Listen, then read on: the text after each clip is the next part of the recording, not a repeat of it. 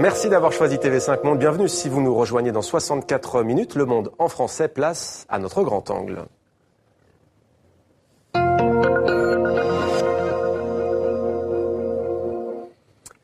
Il n'est pas connu pour avoir sa langue dans sa poche. L'historien israélien Zev Sternel est connu pour ses prises de position très tranchées contre la colonisation des territoires palestiniens, considérés comme la conscience de la gauche israélienne pendant la guerre à Gaza.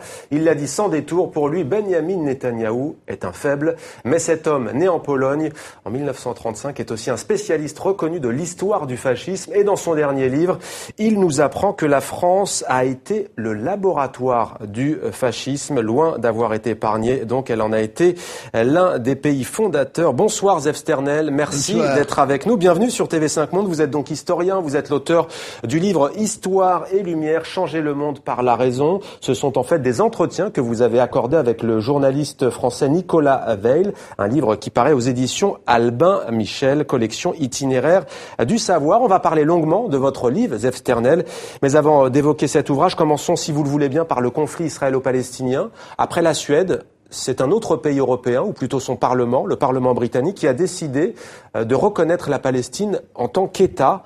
Que vous inspirent ces initiatives en Europe ? Bien, je suis très heureux parce que ça fait bien 30, sinon 40 ans que moi-même et mes amis préconisons la même chose, c'est-à-dire la seule solution possible, rationnelle, normale au conflit israélo-palestinien, c'est la création d'un État palestinien à côté d'un État israélien. Donc, ces initiatives-là, c'est ce à quoi nous aspirons depuis longtemps. Ça fait longtemps, des années que nous attendons une intervention des Européens et des États-Unis, évidemment, dans cette direction. Donc, nous sommes très heureux de voir deux parlements européens, deux États européens exprimer donc leur appui pour cette solution qui, comme je viens de le dire, est la seule possible et raisonnable si on veut éviter un désastre majeur qui serait un État binational ou un État d'apartheid, ce quoi nous ne pouvons pas accepter, évidemment. Alors vous le savez, Zev Sternel, le secrétaire général des Nations Unies, Ban Ki-moon, est dans la région. Hier, il était en Israël. Gaza, oui. Voilà. Aujourd'hui, il était à Gaza, hein, on l'a vu. Il a condamné la colonisation. J'ai envie de vous dire que c'est une condamnation de plus d'un responsable éminent, international. Pourquoi est-ce que les choses ne changent pas depuis des dizaines d'années ? Mais c'est la grande question que nous nous posons depuis la fondation du mouvement de la paix maintenant, un mouvement qui s'est étiolé maintenant, qui a joué un rôle important dans les années 70 et dans les années 80. Pourquoi ça ne bouge pas? Ça ne bouge pas parce que d'abord les Israéliens, mais aussi les Palestiniens s'enferment dans une façon de penser, prennent des positions intenables. Ceux parmi les Israéliens qui considèrent que la terre d'Israël leur appartient par décision divine, biblique, la Bible, etc., ceux qui pensent que nous sommes chez nous et que les Palestiniens sont dans le meilleur des cas des locataires dont nous supportons la présence, mais pas beaucoup plus, cela nous mène au désastre. Les Palestiniens, de notre côté, ne prennent pas la décision qu'il faut. Donc, Abou Mazen a déjà parlé, il a laissé entendre que c'est cela vers quoi il tend, c'est-à-dire l'abandon du droit, de ce qui s'appelle le droit de retour. En d'autres termes, réfugiés, il faut accepter que la guerre entre les Juifs et Arabes, Israéliens et Palestiniens, s'est terminée en 1949. Donc, que ce qui a été acquis en 1949 reste les frontières. La ligne verte, c'est la frontière de l'État d'Israël. En 1949, nous avons créé notre État. Maintenant, c'est le tour des Palestiniens. Les Palestiniens ne reviennent pas vers l'ouest, dans la direction de la mer. Nous, on ne va pas vers l'est. Donc, la colonisation est illégitime et non seulement illégale. Ce qui était bon, c'est ce que je répète depuis tant d'années que j'ai presque honte de le dire une fois de plus.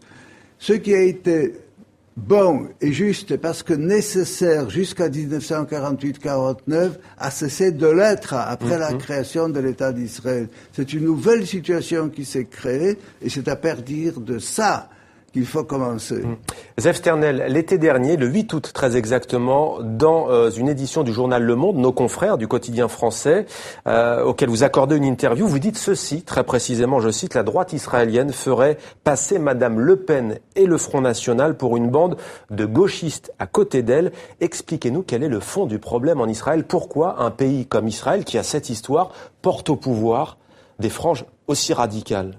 Parce que la droite israélienne s'accroche à l'idée que l'État d'Israël doit être d'abord un État juif, ensuite que les territoires occupés en 1967 font partie intégrale de notre bien. C'est sur cela qu'elle joue.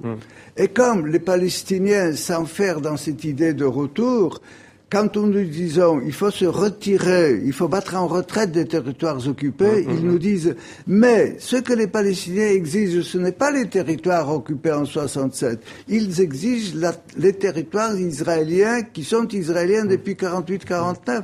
Et c'est de cette façon qu'ils paralysent la gauche. Nous sommes paralysés à beaucoup d'égards. Et c'est ce que vous appelez d'ailleurs, c'est le cœur de votre livre dans une autre région du monde, les mythes contre la raison. On en vient donc à cet ouvrage, Histoire et Lumière, changer le monde par la raison. Alors dans cet ouvrage, vous expliquez votre théorie, à savoir que la France a été historiquement le laboratoire du fascisme. Expliquez-nous. Je reviens dans ces entretiens avec Nicolas Veil. D'ailleurs, ce livre n'aurait pas eu lieu sans Nicolas Veil et sans les éditions Albin et Michel. Je reviens sur l'idée sur laquelle j'ai travaillé pendant de longues années dans des livres, dans d'autres livres. C'est un peu une sorte de bilan intellectuel, si vous voulez, cet ouvrage-là. Eh bien oui, je pense que le fascisme est le produit d'une crise du libéralisme et d'une crise du marxisme du tournant du XXe siècle et non pas de la Première Guerre mondiale. Le fascisme n'est pas né dans les tranchées de la Première Guerre mondiale. À mon avis, c'est idiot.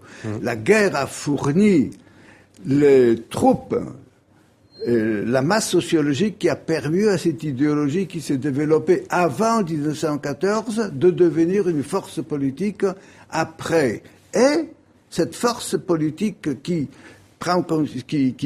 dont l'idéologie se forme au tournant du XXe siècle, elle se fait d'abord en France, parce que la France est la société libérale la plus avancée de l'époque, et c'est là que la crise du libéralisme éclate en premier. Et la crise du libéralisme, avec la crise du marxisme, le socialisme national qui se développe, contrairement au socialisme marxiste, l'idée qu'il n'y a rien à mettre à la place du capitalisme, ça nous rappelle quand même des choses aujourd'hui. Il n'y a rien à mettre à la place du capitalisme. Donc, on peut vider le libéralisme de son contenu intellectuel et moral et garder les structures économiques.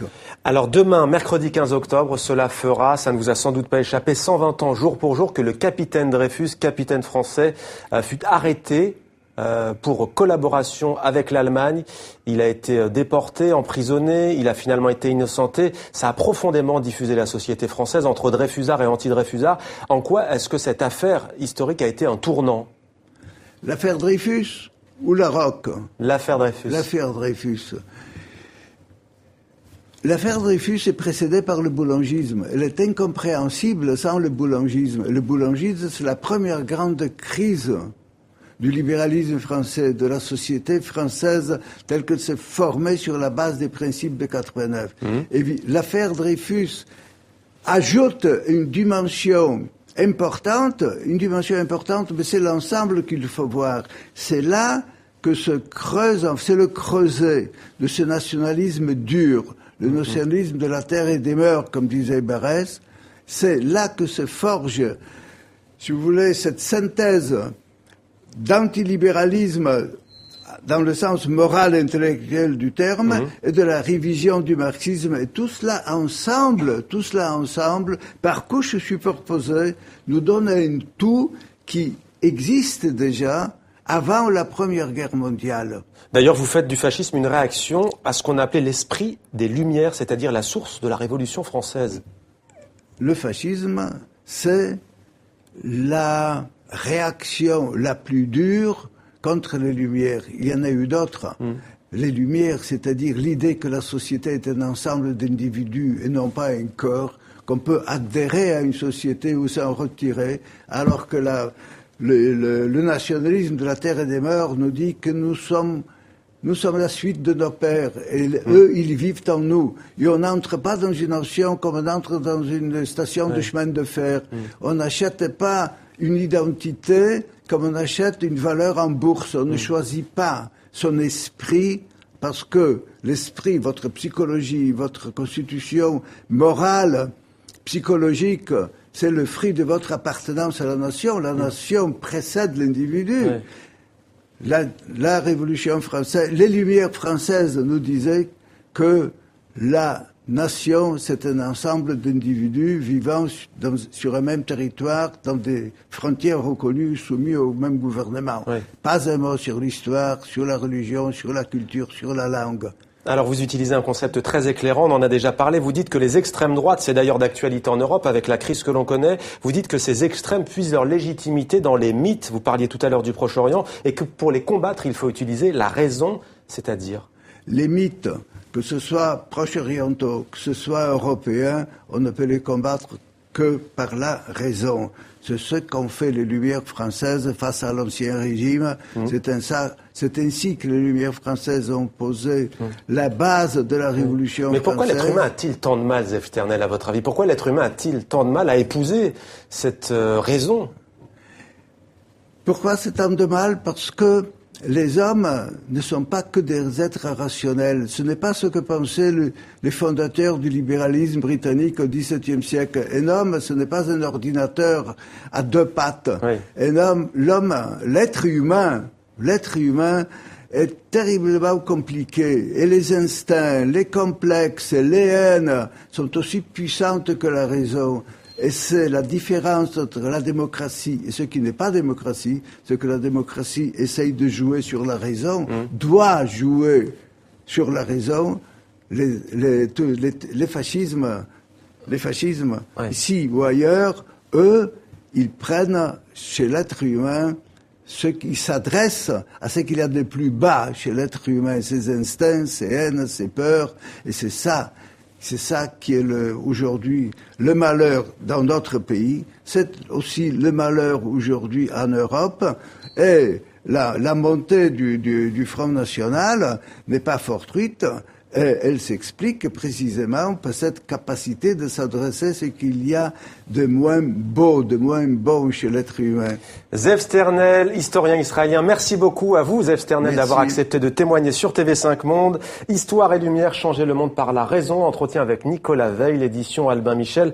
Merci également de vous être exprimé en français. Vous aimez beaucoup la France. Vous y avez vécu jusqu'à l'âge de 16 ans avant de partir en Israël. Et vous avez écrit tous vos livres, à l'exception d'un seul, en langue française. Merci à vous, Zev Sternel. Merci.